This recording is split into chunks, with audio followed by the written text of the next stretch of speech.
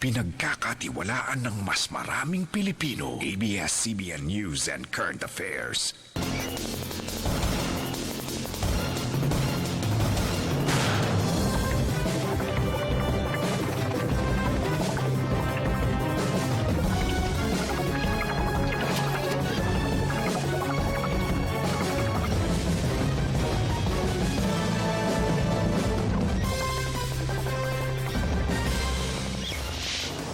Davao, Mindanao, Pilipinas, ug tibuok kalibutan.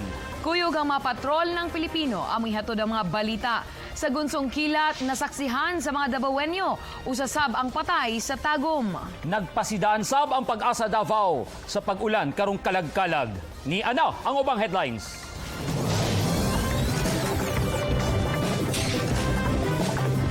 Hugot nga seguridad, gipatuman na sa kapulisan diya sa mga sementeryo. Daghang mga sundang ug kutsilyo hasta ilinon gikumpiska. Mga bus, gi-inspection aron siguradong luwas ibiyahe. Tricycle driver nga namasada sa bawal nga lugar na disgrasya, patay o kapinto nila dang pantat gihikay sa kumbira sa Pantatan Festival. Gikan sa ABS-CBN Davao News Center.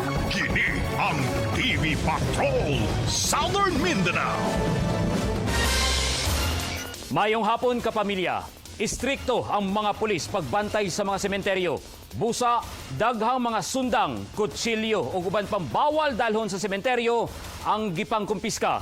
Live gikan sa Madapo Hills, Bangkerohan, Davao City. Nagapatrol, Rodrey Salas. Rodrey? Paul, na ay unom ka mga sementeryo dinhi sa Madapo Hills, Davao City nga mo'y ginabantayan sa San Pedro Police ug daghan na ang mga nakumpiskang bawal dalhon sulod sa sementeryo. Kaning mga na-confiscate na mo, taran pareha mo pantay. Dili kalusot sa istriktong inspeksyon sa kapulisan diha sa mga sementeryo ang bisan unsang armas. Sama niining sanggot ni